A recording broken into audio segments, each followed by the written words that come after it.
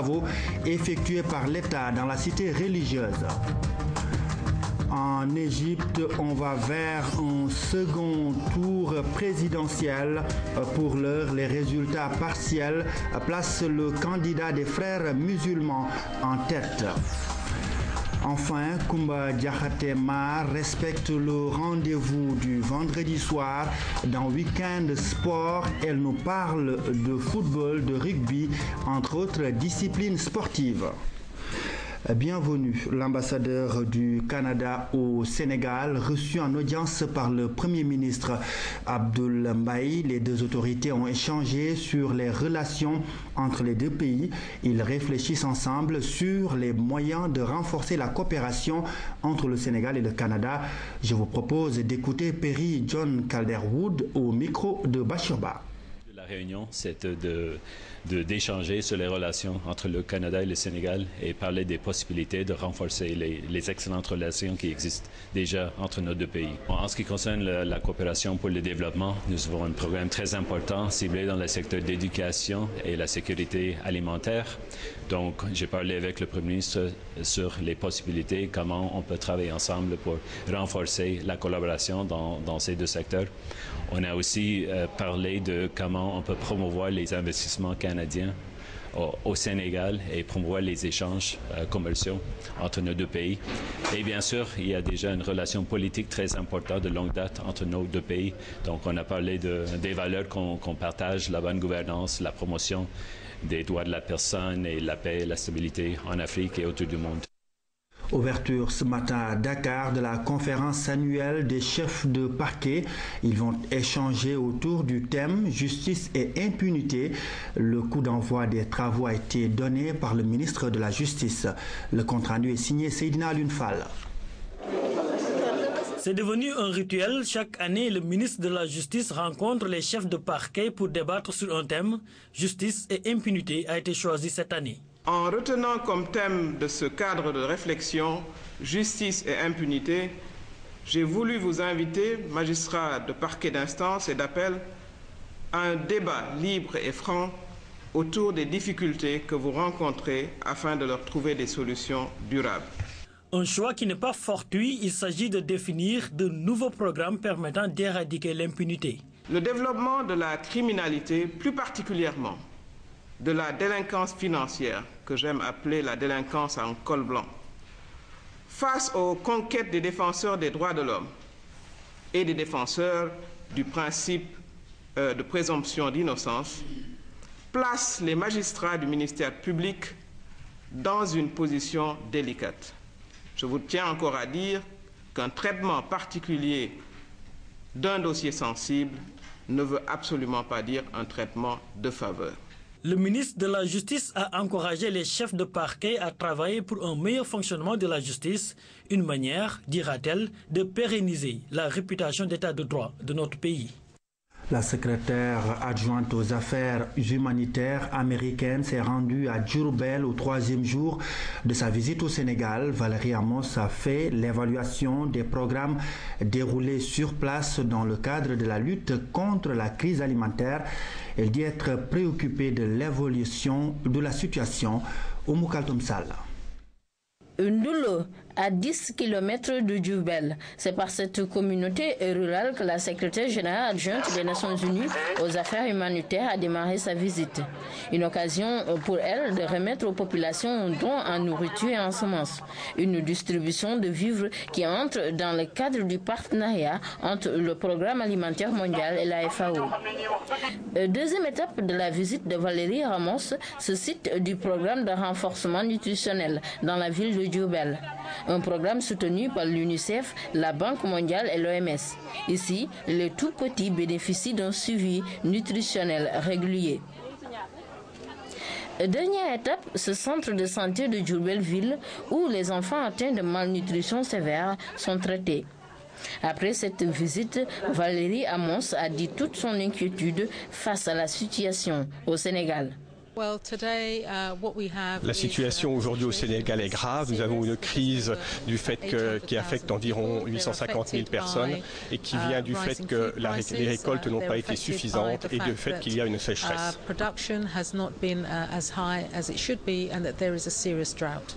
Pour la secrétaire générale adjointe des Nations Unies aux affaires humanitaires, il urge d'agir pour que la crise ne devienne pas une catastrophe. Il est très important d'apporter une aide immédiate aux communautés dans le besoin.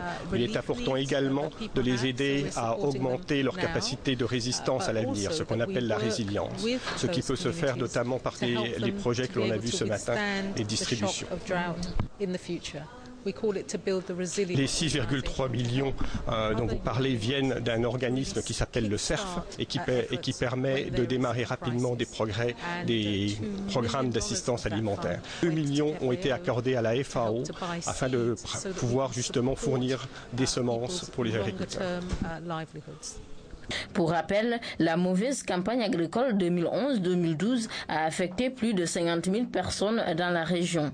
L'urgence alimentaire est réelle dans la région de Diourbel et dans d'autres régions du pays, d'où la pertinence de la synergie d'action entre les différentes institutions spécialisées des Nations Unies que sont le PAM, l'UNICEF, l'OMS et la FAO.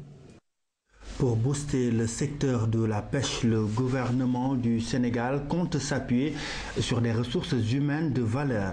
L'État ne va pas lésiner sur les moyens. Les directions et agences seront bien outillées pour l'émergence du secteur de la pêche. La garantie est donnée par le ministre Pape Diouf. Il était en visite au port autonome de Dakar. Moussa Mané y était pour nous. Première étape, l'Agence nationale des affaires maritimes. Le ministre a eu droit à un exposé sur les domaines de compétences de l'agence, une structure née de la volonté des autorités étatiques de doter le pays d'une administration maritime. Autre étape, la Société des infrastructures et de réparation navale, qui a un ambitieux programme, celui de doter les pêcheurs sénégalais de pirogues modernes.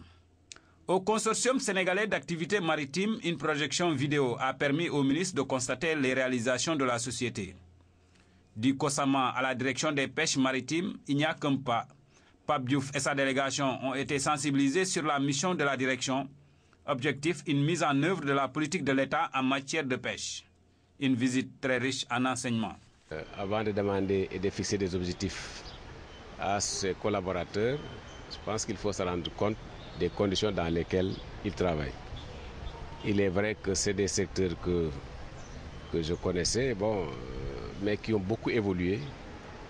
Et il me fallait donc venir leur rendre visite pour leur dire que je suis disposé à travailler avec tout le monde, mais également encourager les uns et les autres, que malgré les difficultés, ils ont déjà de bons résultats, mais qu'il faut aller de l'avant. Que ce soit à l'ANAMS, à la CIRN, au COSAMA ou à la direction des pêches, Pape Diouf a prêté une oreille attentive aux doléances posées. Elle tourne autour du manque de moyens matériels et des ressources humaines. Les problèmes qui sont évoqués, c'est les mêmes problèmes qui sont évoqués dans les différentes structures du département. C'est le problème de personnel. Il y a un personnel vieillissant, il y a un déficit de personnel.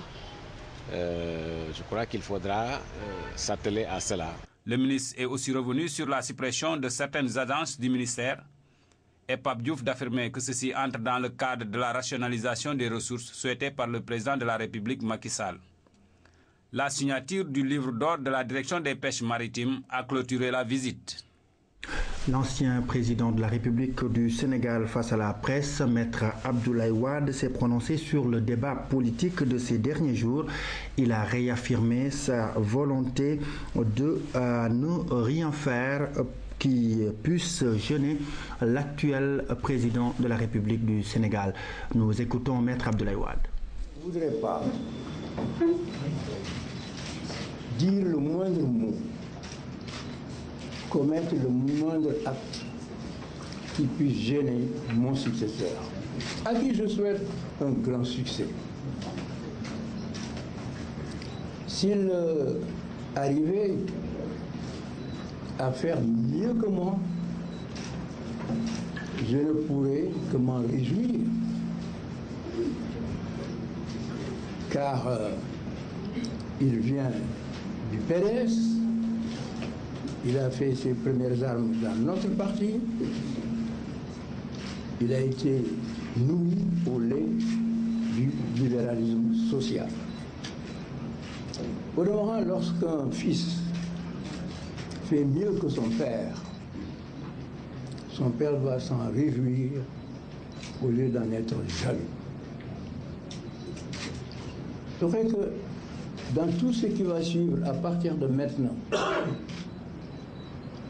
tout ce qui va m'impliquer, que vous preniez en considération cet état d'esprit. Et je n'ai pas envie de le changer, sauf si j'y étais contraint. Je vous ai dit tout à l'heure que certains collaborateurs du chef de l'État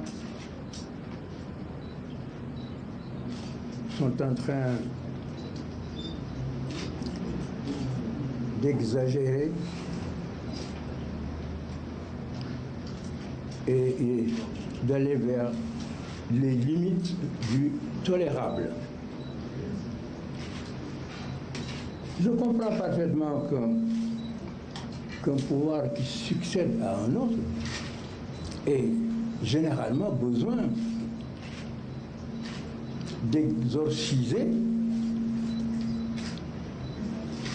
des manifestations populaires qui sont presque possibles parce que, en général, ceux qui accèdent à l'État ne peuvent pas respecter les promesses qu'ils ont faites.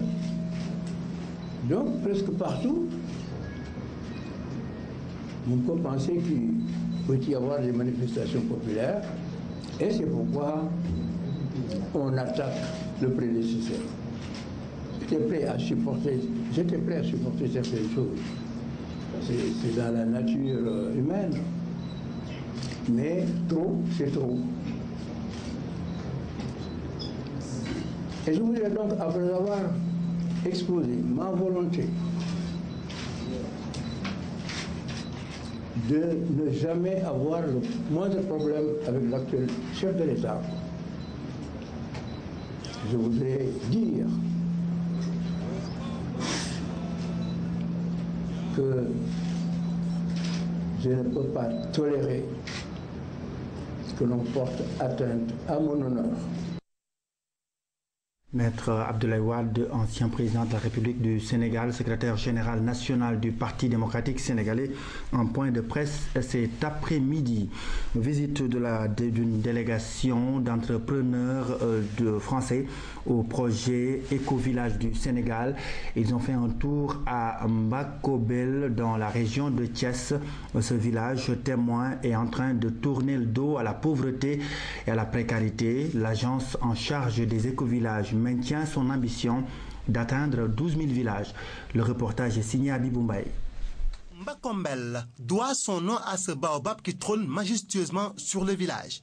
Les prières longtemps formulées au pied de cet arbre ou à l'intérieur de la chapelle semblent être exaucées car le village est devenu maintenant un éco-village avec tout ce que cela comporte comme infrastructure bioclimatique, limitant les effets néfastes sur l'environnement et facilitant du coup la régénération de la végétation.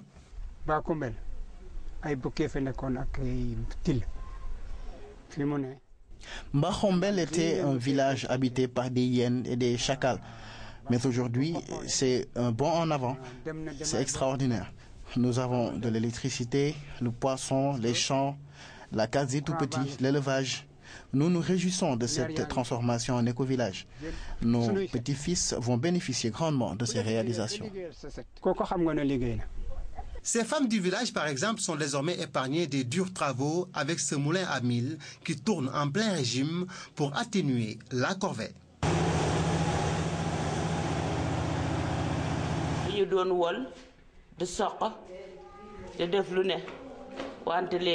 Avant, nous pilions le mil avec beaucoup de difficultés. Aujourd'hui, on peut vaquer à nos occupations sans souci. Nous avons la paix, la quiétude et on ne se dispute plus avec les hommes.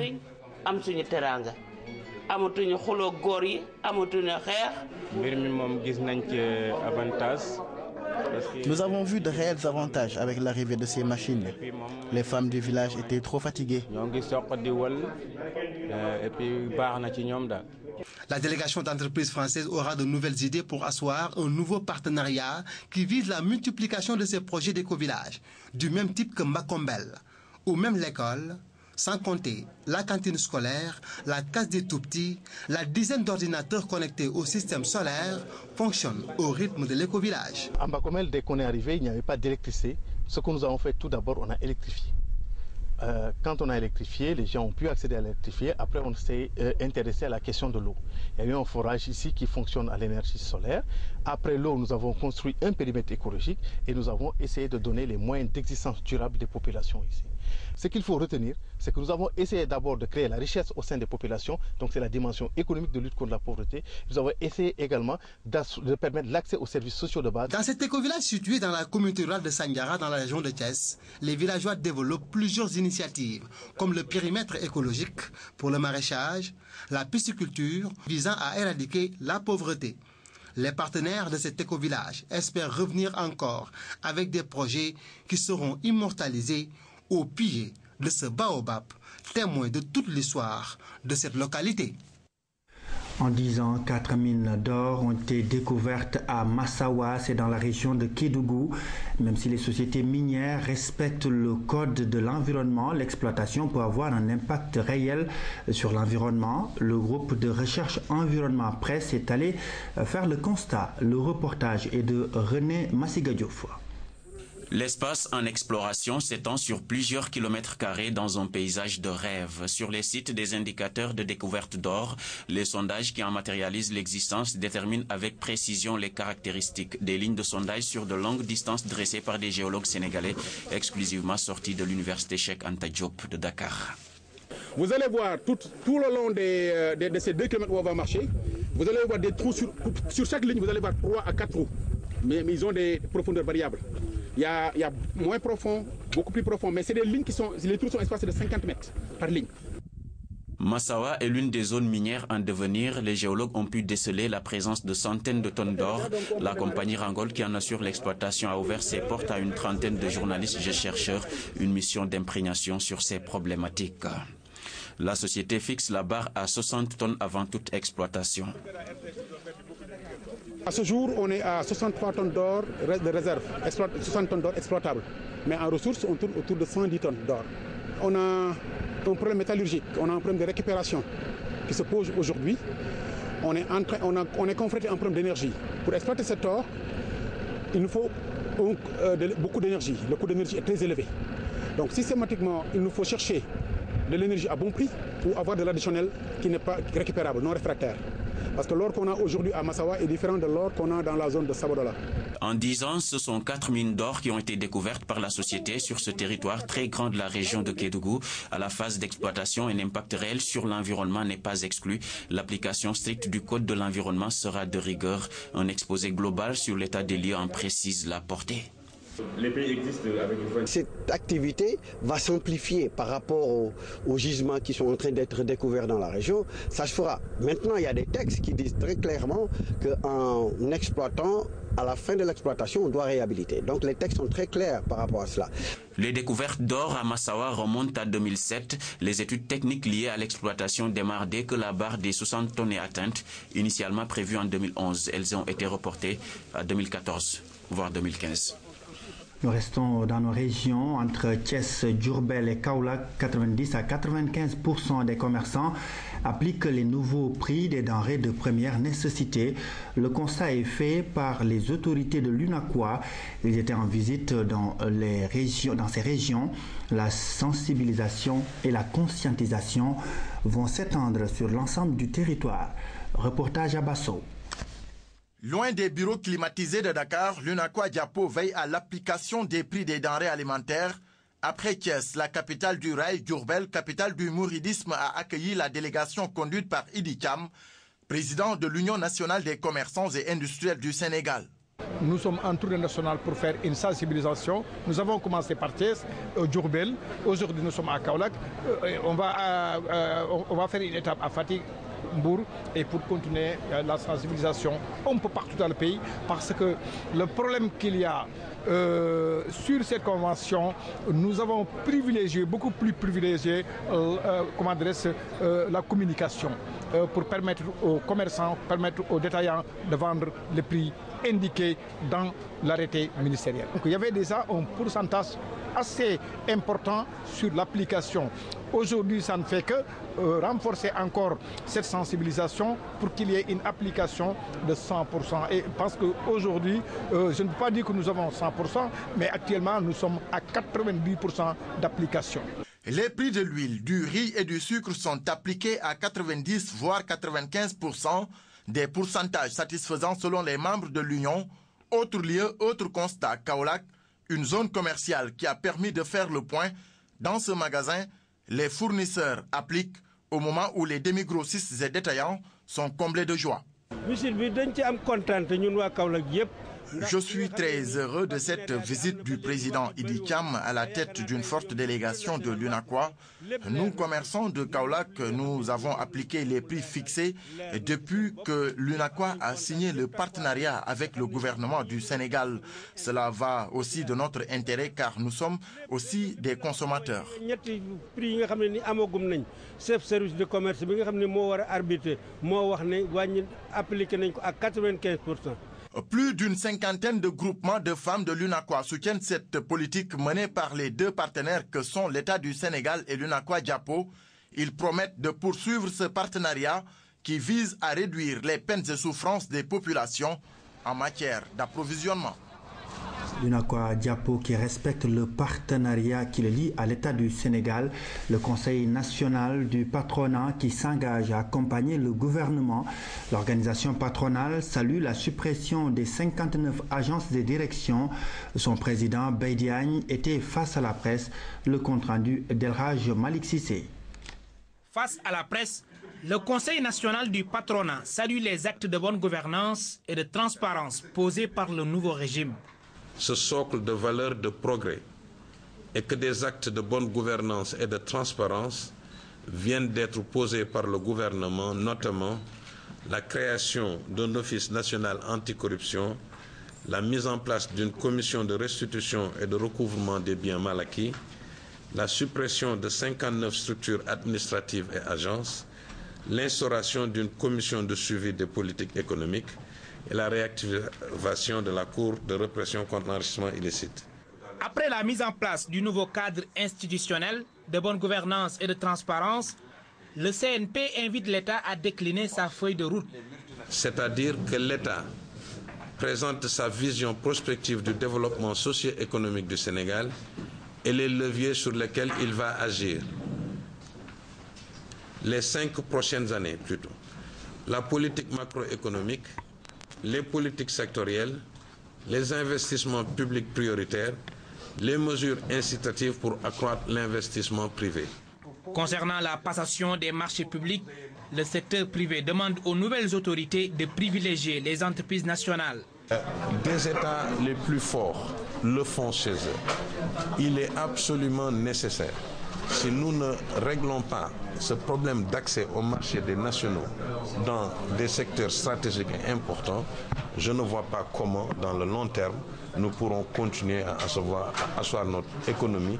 La réforme du Code général des impôts, le secteur de l'énergie, le chantier de l'emploi, entre autres, ont été aussi abordés.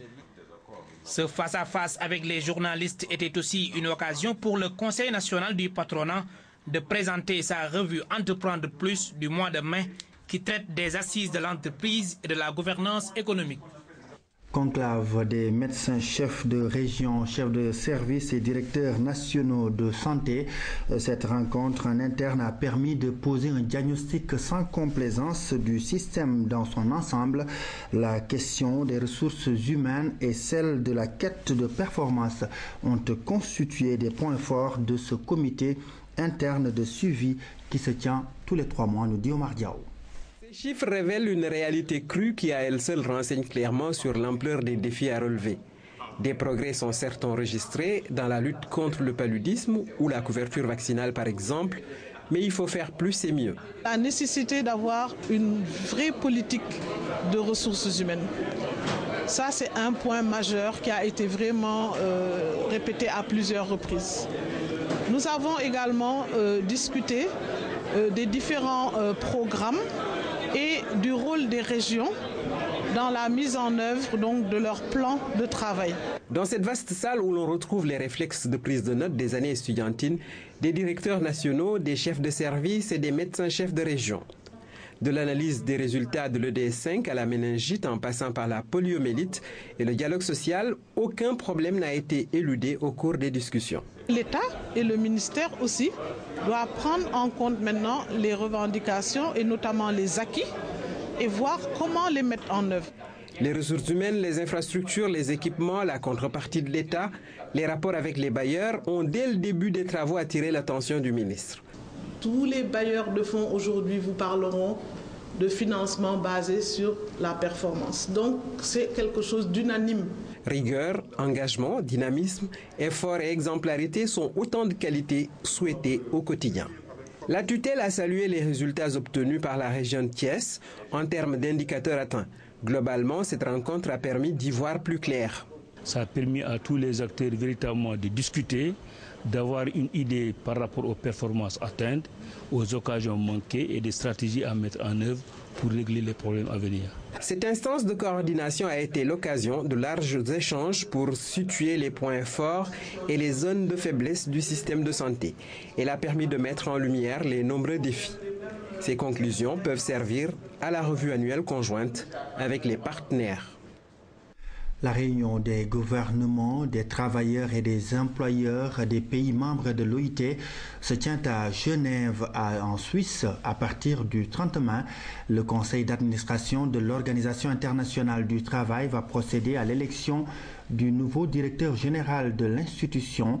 Notre compatriote Assane Diop, ancien ministre et candidat à ce poste, sa candidature est soutenue par le gouvernement du Sénégal.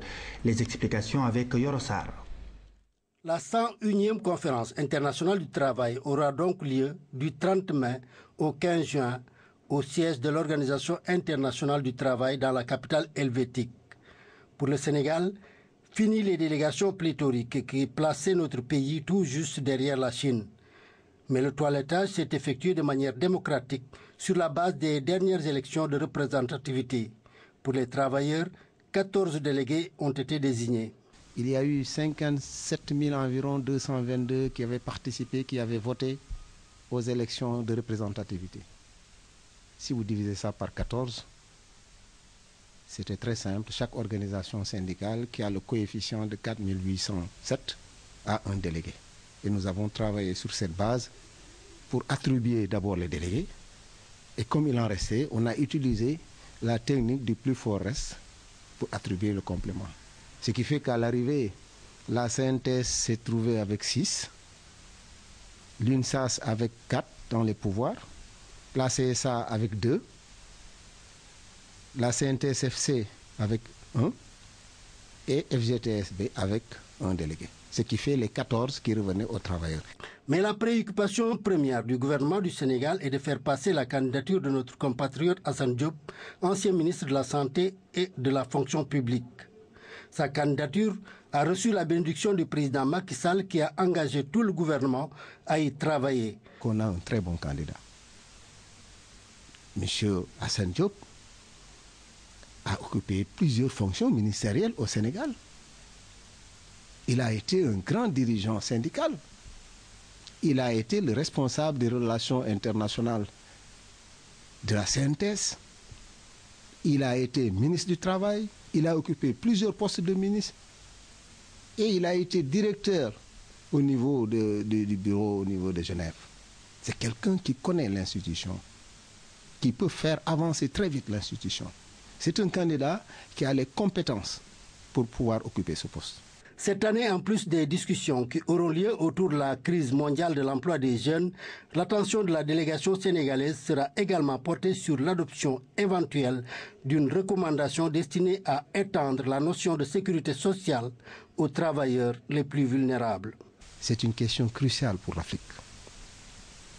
Vous savez que La population de l'Afrique, 2010, un peu plus d'1 milliard, passera à 2,2 milliards à l'horizon 2050. Ça porte l'importance des enjeux à relever pour la protection sociale, pour la protection de ceux qui sont les plus défavorisés.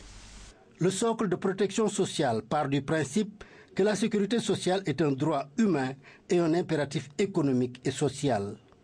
Sans aucune contrainte, le socle de protection sociale engagera les 183 États membres de l'OIT à réaliser les conditions de lutter efficacement contre la précarité sociale des populations les plus démunies. Actualité internationale, on va vers un second tour en Égypte, un second tour qui va opposer un islamiste et une personnalité issue de l'ancien régime. Les résultats encore partiels placent le candidat des frères musulmans en tête. Il est suivi du dernier premier ministre de Hosni Moubarak. Le dépouillement ne fait que commencer et déjà les frères musulmans crient victoire. Nous sommes sûrs que le prochain président de l'Égypte est Mohamed Morsi. Les premières estimations le donnent en tête des autres candidats dans 250 bureaux de vote.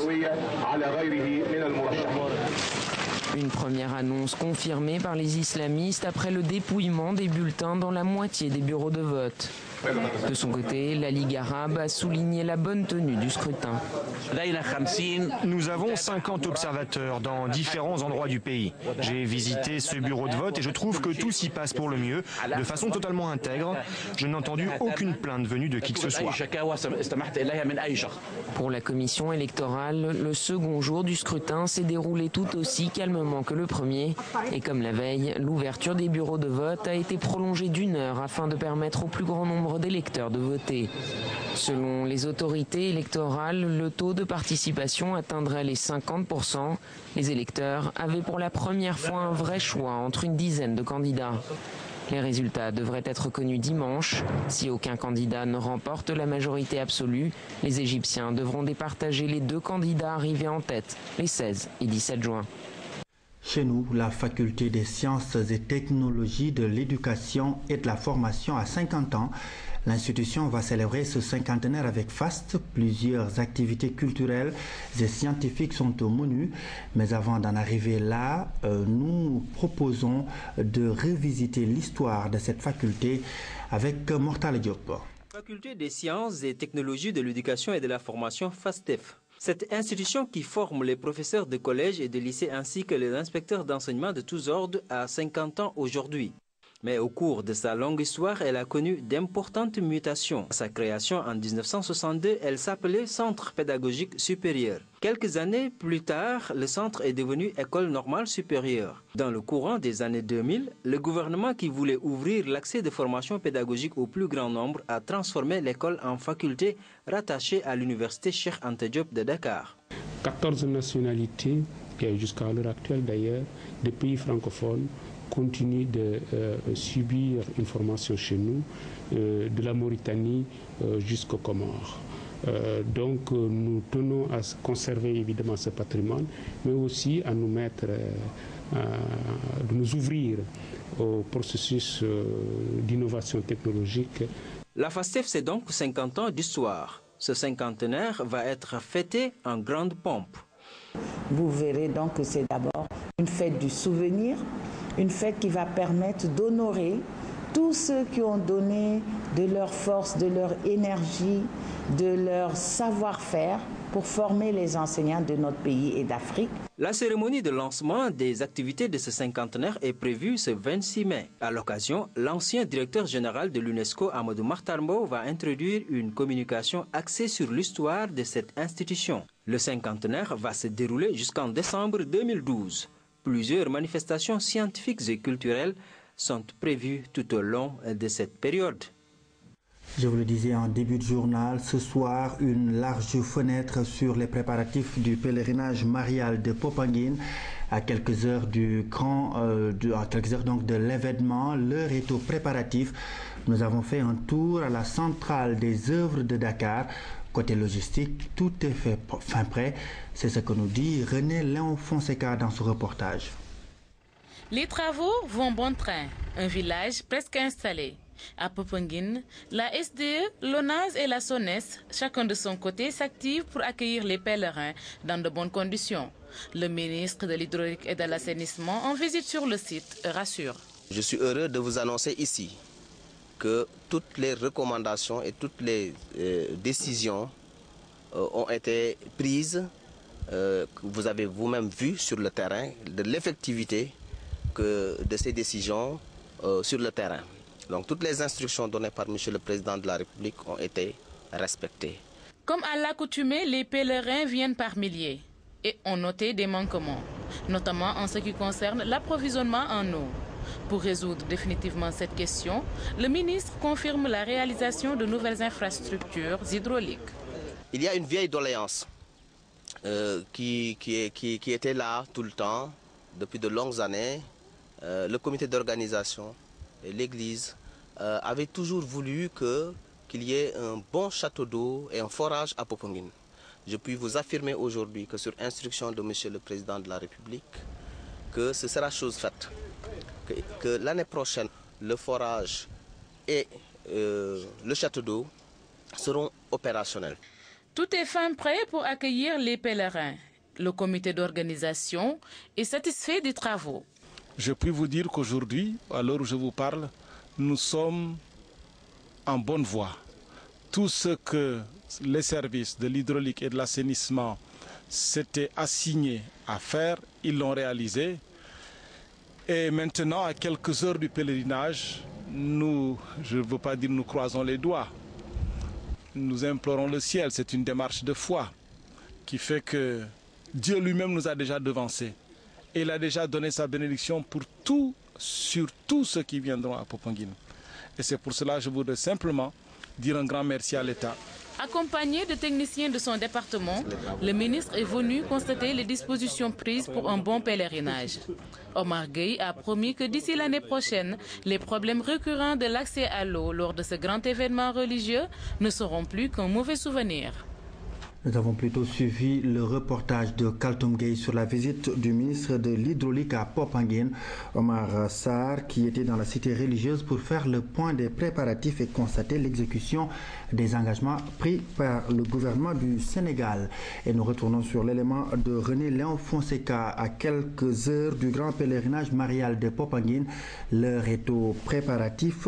Nous avons fait un tour à la centrale des œuvres de Dakar. Sur place, tout est fin prêt. Suivons le reportage de René Léon Fonseca. Dans un silence de cathédrale, la centrale des œuvres affiche toute sa sérénité à quelques jours du grand pèlerinage marial. Ici, on s'attelle au dernier réglage. Il faut corriger, rectifier, aménager, réaménager. Comme disent les Anglais, on sera prêt hier. Nous sommes dans les temps avec quelques inquiétudes, comme je l'ai dit tout à l'heure, par rapport à l'eau qui nous était souvent offerte par nos partenaires et par rapport à un certain nombre de petits travaux à Popenguine. Mais je pense que ça ira. L'heure est donc à la mobilisation malgré quelques inquiétudes sur le plan logistique. Côté spirituel aussi, on prépare la grande neuvaine. Pour dire merci à Dieu par Marie, pour le don de la paix au Sénégal. Et aujourd'hui, avec le don de la paix que le Seigneur nous a donné, nous a fait, nous voulons, à Popenguine, rencontre nationale de tous les catholiques du pays et de la sous-région, dire merci à Dieu par Notre-Dame de Popenguine. Dans la foulée, les différents foyers de marche sont à pied d'œuvre pour accueillir les 8000 jeunes qui comptent rallier Popenguine. Et cette année, une nouveauté. Ça sera la messe du dimanche soir que nous voulons faire avec tous les marcheurs qui seront présents. Et après cette grande messe, il y aura la procession dans le village. Nous appelons tous les jeunes à venir participer à cette messe.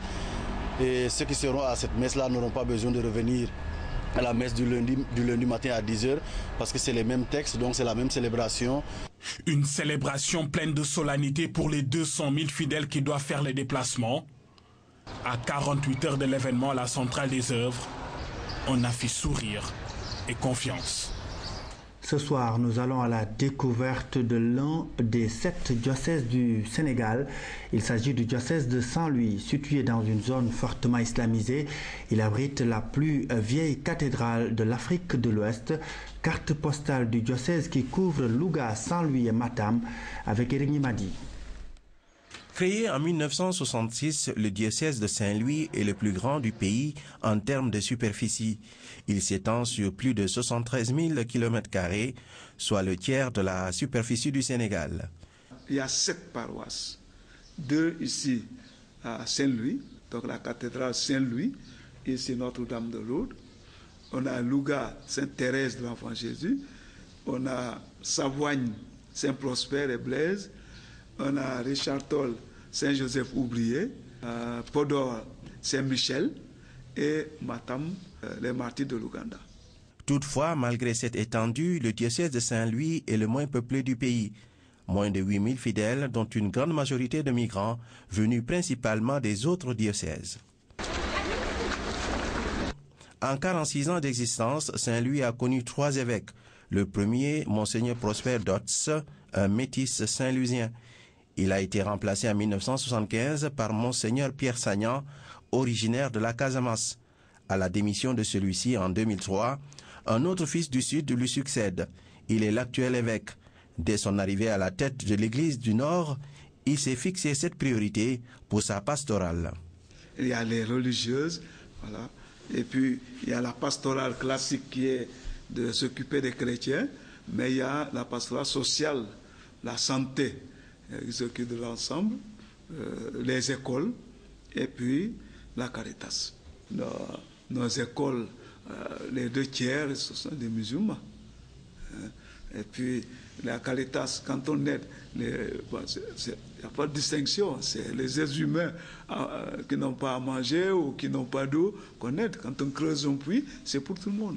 Bien que vivant dans un milieu très islamisé, les chrétiens du Nord constituent une église famille de Dieu, très dynamique et en parfaite symbiose avec leurs frères des autres confessions. Aujourd'hui, les chrétiens sont minoritaires. Et vous voyez bien qu'il y a des gens qui portent, des musulmans qui portent des noms chrétiens parce que le grand-père ou leur grand-mère était chrétienne. Elle avait un nom chrétien. Malgré ses atouts, le diocèse de Saint-Louis connaît quelques difficultés. Par exemple, le nombre insuffisant de prêtres ne permet pas d'assurer facilement l'animation spirituelle de son vaste territoire.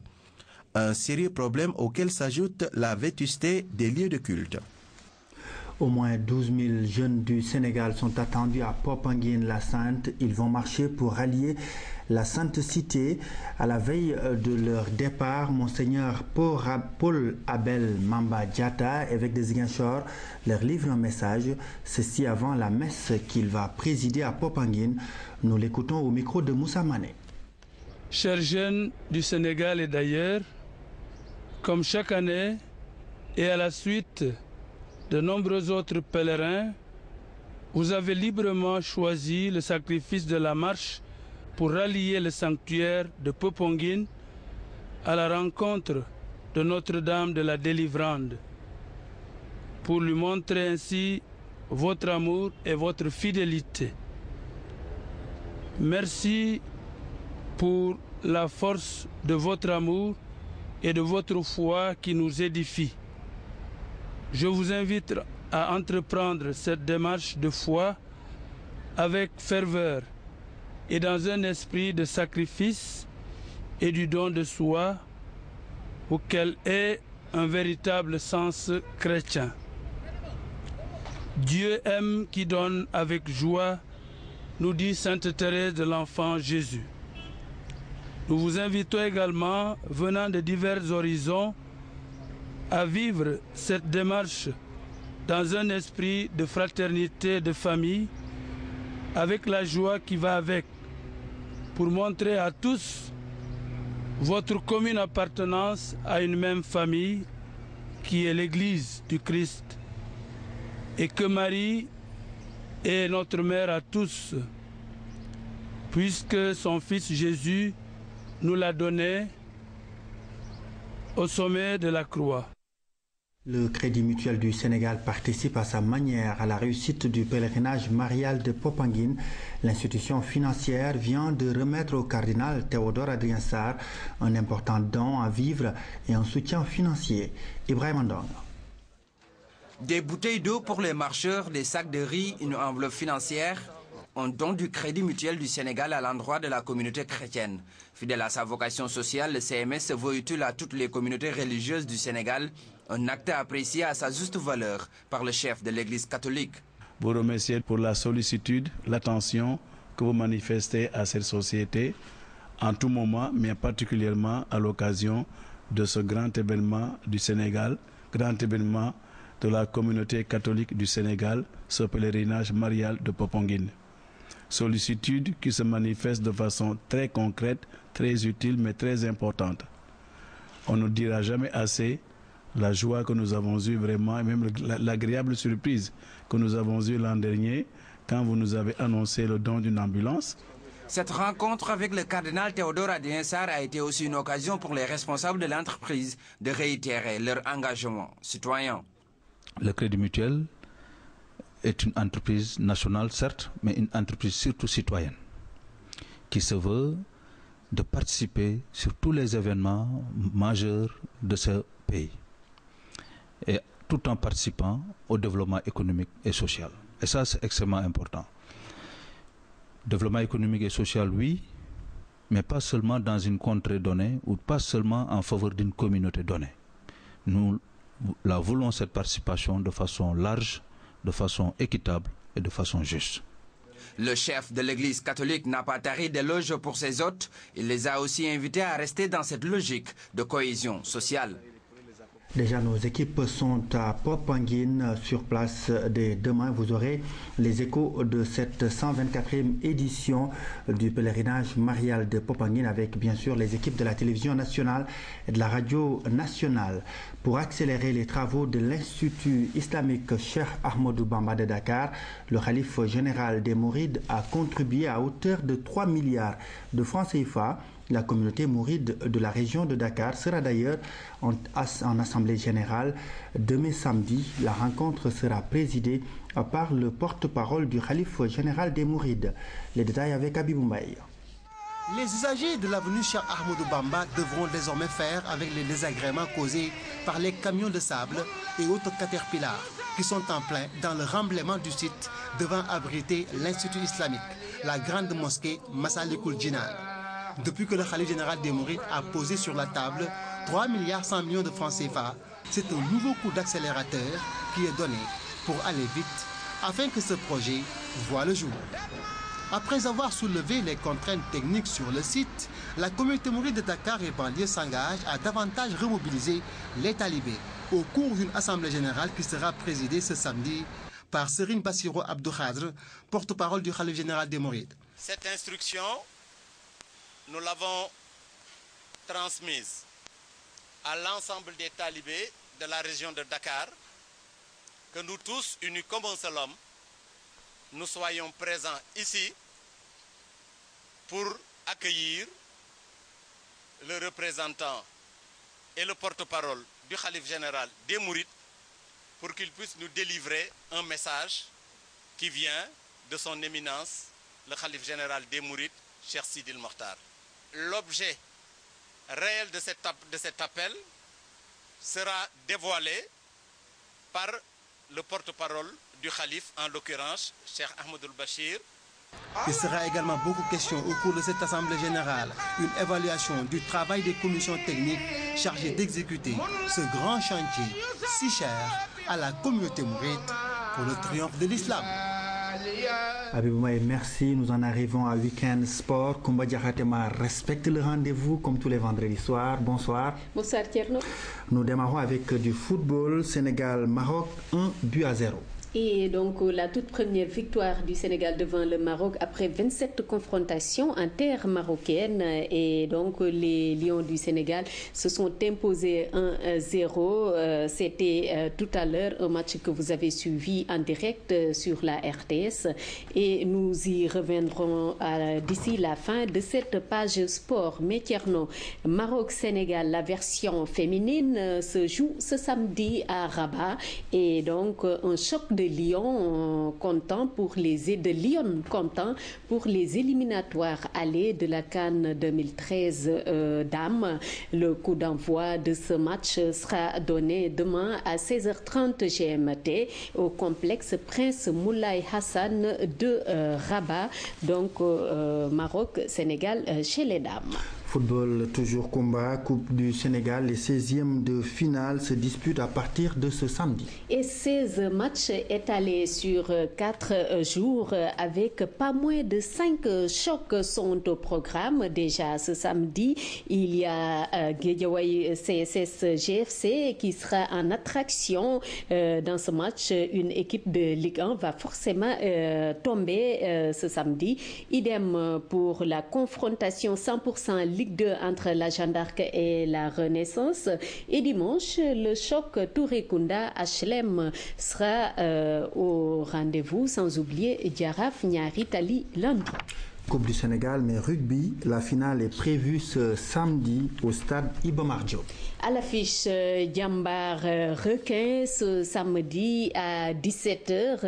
Les Djambar veulent à tout prix reconquérir la Coupe du Sénégal après 2010. Mais en face, ils ont des requins qui ont envie de soulever ce prestigieux trophée. Claire Diop. Djamba Requin n'est que la conclusion d'une des compétitions organisées par la Fédération sénégalaise de rugby. La Coupe nationale a regroupé les 12 équipes seniors de première et de seconde division évoluant entre Dakar et Saint-Louis. Les requins ont remporté une difficile victoire face aux tenants de la Coupe, les pompiers, qui portent le nom d'ASFA 2 dans la saison 2011-2012. Les Djambar, eux, ont eu aussi un match difficile à gérer contre l'ASFA 1, l'équipe militaire, qui a opposé une très belle résistance et qui a craqué dans les 5 dernières minutes. Donc ces deux équipes qui sont parmi les ténors du rugby sénégalais se retrouvent pour ce qu'on espère une grande finale. Pour cette finale, tout pronostic est interdit car on va vers un match très très serré. Des années de domination des Djambar, ceux-ci ont perdu la finale, ont perdu la coupe l'an passé, ils vont tenter de la regagner, donc beaucoup de détermination. Et les requins sont une équipe qui a à cœur de défier justement les Djambar, qui a réussi à les battre au cours de la saison régulière en championnat, donc on s'attend vraiment à un match très serré.